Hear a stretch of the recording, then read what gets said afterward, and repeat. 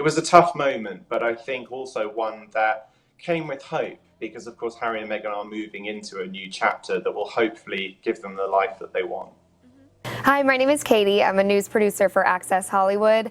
I'm talking to royal correspondent Omid Scobie about being invited to Meghan's last royal engagement. So describe the history you have covering Harry and Meghan and meeting them. I've been covering Harry and Meghan's relationship ever since they got together. And in fact, I remember getting the call from a source the day the news came out confirming that they were a couple. And I've really followed their work right up until today. I was there the day they got engaged. I was there covering the wedding and, of course, for the birth of Archie, really for all the big milestones. As I said in my piece, I never would have expected to have been standing inside Buckingham Palace watching the Duchess of Sussex say goodbye to her loyal staff just 2.5 years after getting engaged to Harry. It's definitely been a bittersweet couple of weeks. Describe the emotion in the room when she was saying her goodbyes. Well, for Harry and Meghan, the last couple of weeks, this farewell tour that they've been on has been an emotional roller coaster. And on the final day, having this meeting at Buckingham Palace, which is why I was there, it was to meet students and scholars from the Association of Commonwealth Universities. It was a poignant event for Meghan because it also marked her final royal engagement. It would have been the last time that she would have carried out official royal duties, and to be in Buckingham Palace, really the home or the heart of the Windsor family, would have been a very sort of loaded moment for her. I watched her sort of carry out the work, and it was only towards the end of the engagement, with the students on their way to the Commonwealth service at Westminster Abbey, that Meghan was really able to sort of let her guard down and the emotions free. It was actually a very tearful moment as she said goodbye to some of the aides that have worked closest to her for the past year or so and really sort of protected Harry and Meghan through some really difficult times. It was a tough moment, but I think also one that came with hope because, of course, Harry and Meghan are moving into a new chapter that will hopefully give them the life that they want. How conflicted are Harry and Meghan for having to separate themselves from the royal family? The tabloids often talk about how Harry and Meghan wanted it all, but actually this was all about creating a more positive environment for them and their family. They've really dealt with the toxicity of the UK tabloids for a long time, and they didn't feel supported or protected as a family by the institution or by the press. And I think for them, putting forward this suggestion in January to step back and go into part-time roles was their idea of kind of it being the only way to solve the situation. I don't think either of them were expecting to be told no. And of course, where they're entering now is uncharted territory. They are officially going to be out of the Windsor family as working royals at the end of the month. And that's going to come with some nerves, a little bit of excitement, and a time to really, I guess, test something new. And how much did Archie's safety factor into their decision? This decision has definitely revolved around Archie, keeping him safe, keeping him away from some of what they feel are the toxic forces that have been in their life, particularly the British tabloids. That's really been key. And so while they may be making sacrifices of their own, they lose a lot of privileges as non-working members of the royal family. We have to remember that Harry gave up his honorary military titles, which has been probably the toughest pill to swallow for them. But ultimately, they are doing this all for Archie, and they hope that in the long run, it will provide the safe family surrounding that they've always wanted.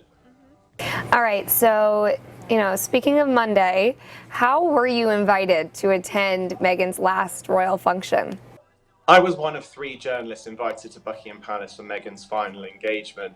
And one could say that this is actually a look at how coverage of the couple may work in the future. As we know, in the past, it was the British Royal Rota that covered all of their engagements. And when Harry and Meghan put forward their manifesto in January for their new working model, they said that they no longer wanted to follow this model. They wanted to pick organizations, news organizations that perhaps reflected a different demographic.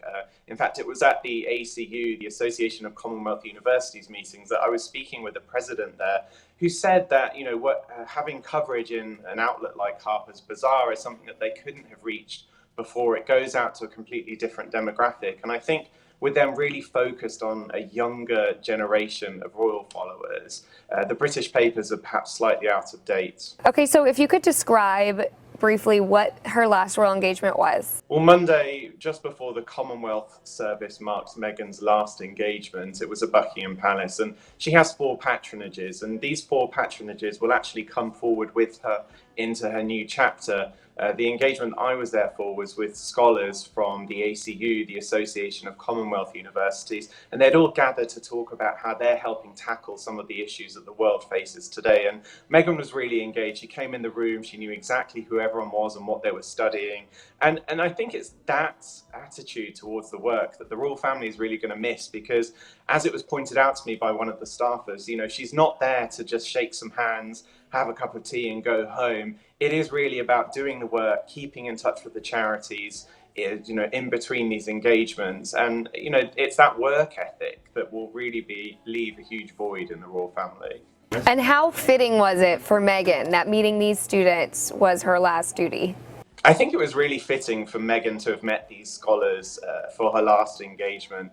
Not only did they represent several countries from across the Commonwealth, 11 to be precise, they also were very much engaged in issues that really reflect what Harry and Meghan are all about. They spoke about sustainable tourism, climate change, social justice, and these are the issues that Harry and Meghan really want to take moving forward. We already knew that they were following a slightly different philanthropic agenda as members of the royal family, and they really want to carry that into the future. You've covered Meghan for so long, you've gotten to know her personality. How was her mood different this time around? I think for the past couple of weeks we had seen Harry and Meghan with the big smiles on their faces, relishing these final moments as working members of the royal family. But behind those smiles, there has been a sense of sadness, because of course they do feel that they're being forced into this situation. Leaving the royal family as working royals permanently was never what they wanted. They wanted this half in, half out model, and it didn't happen. So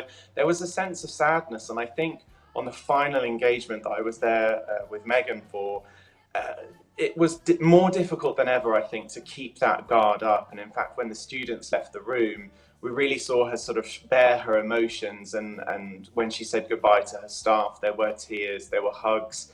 It was a warm moment, but I think one that Meghan was there in a feeling of sadness as well, because she was, of course, later that day about to get on a plane to go home and technically never be a working royal again. Well, I guess my next question was, how sad was she saying goodbye? For Meghan, saying goodbye to her staff didn't just represent a sad ending for the relationship that they had working together. It also represented the end of her time as a working member of the royal family, and the emotions were heightened. There were tears, there were hugs. I think for Meghan, she really appreciates the work that this very small team that's become like a family to the couple have done for them. They've helped them fend off the attacks from the tabloids. They've helped organize tours and the amazing engagements and the photos that we see around the world. It's that team that make all of that happen. And so for Harry and Meghan to leave that behind, there's probably going to be a sense of fear as well, because they will be starting with an entirely new group of people once they're fully out of the royal family, and that's going to take some time to really get used to. And my final question is just, how rewarding was it for you personally to have been invited in to be there and to witness all of this? It's really historic.